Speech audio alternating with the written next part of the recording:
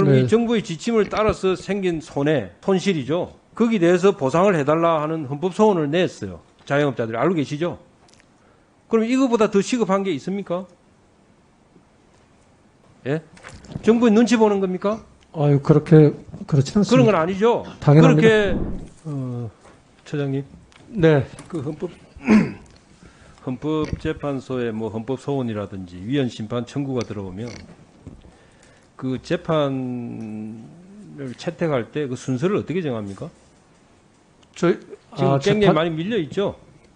그러니까 재판관 배당 말씀하신 말고 건가요? 어떤 사건을 먼저 우선순위를 어디에 두고 먼저 처리를 합니까? 뭐 정말로 화급하게 처리해야 될 사건은 정말 특별 취급하겠고요. 예. 탄핵 사건이나 예. 그런 것이겠고요. 예. 대통령 탄핵에서 그렇게 굉장히 빨리 처리했습니다.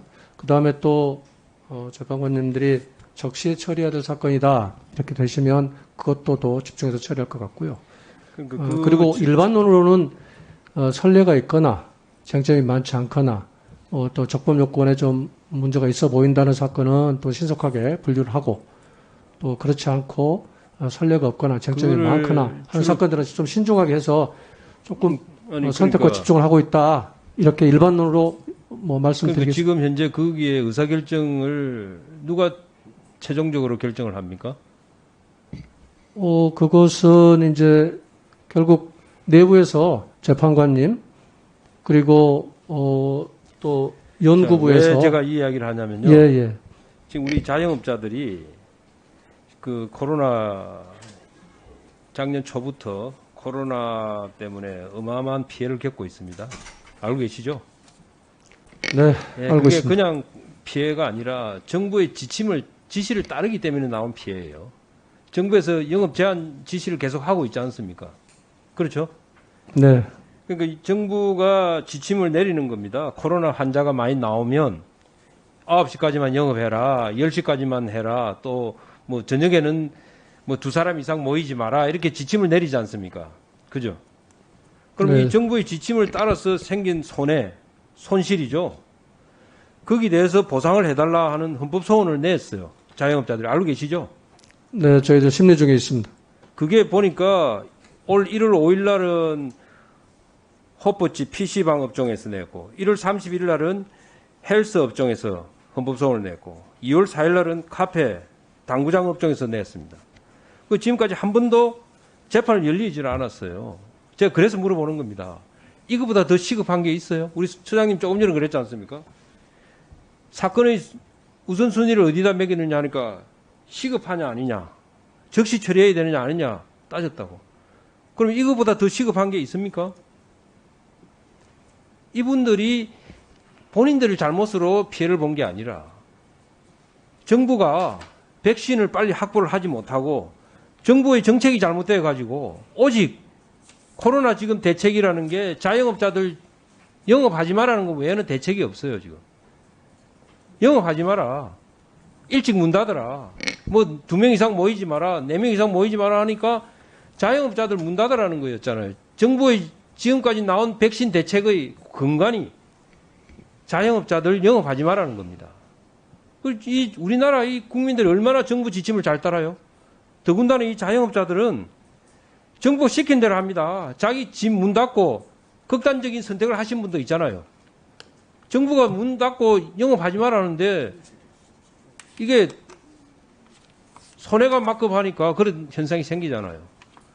그런데 이분들이 헌법소원을 냈는데 어떻게 아직까지 재판도 한번 안 하고 있습니까? 예?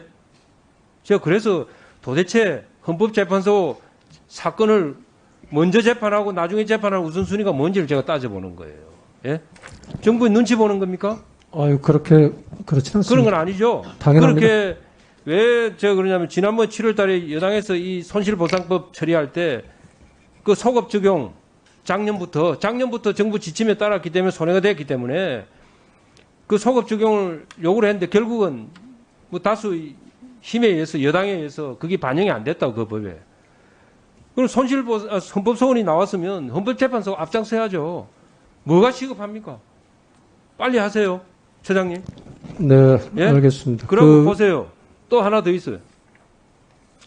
뭐 임성근 전 판사 탄핵 심판 이야기 하는데 이게 지금 묘하게도요. 2월 4일 날 국회에서 탄핵 소추안이 통과되었습니다.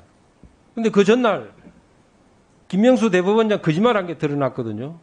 탄핵시키려고 사표 수리 못 받아준다고 한 게 드러난 거예요. 그 김명수 대법원장 거짓말까지 나온 건데 지금 이게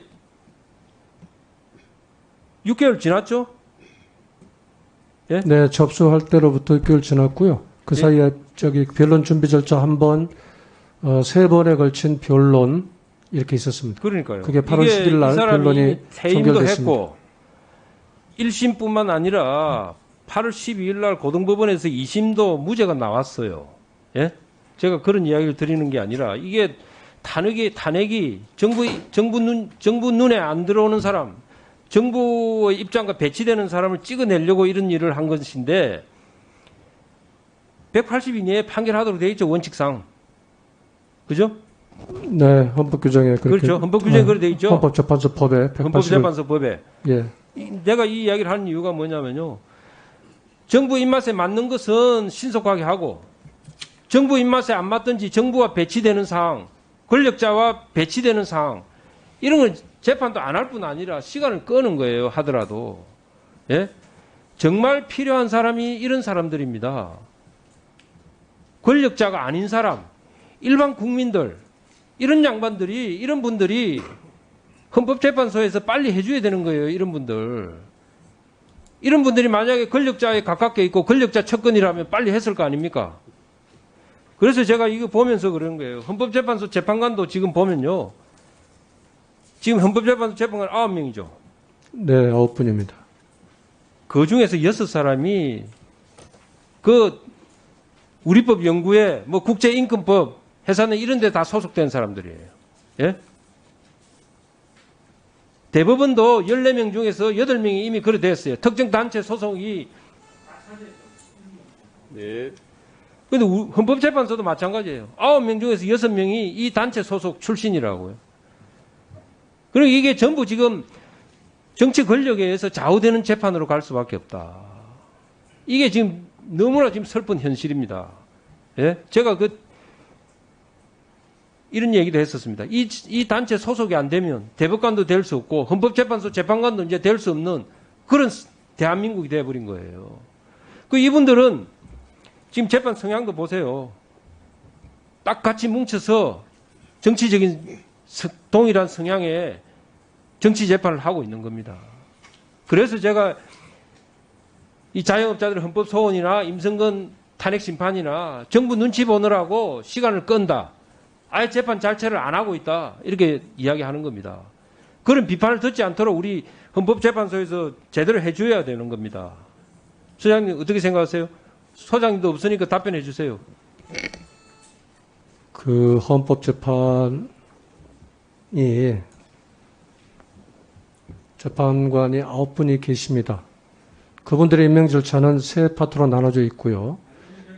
그러니까요. 그런데 그 정부의 입맛에 따른다, 정치 권력에 맞춘다, 결정 시기를 조절한다. 지금 아까 이런 말씀하셨는데 저로서는 저는 그 9분의 재판관이 그렇지 않다고 저는 생각을 하고 있습니다.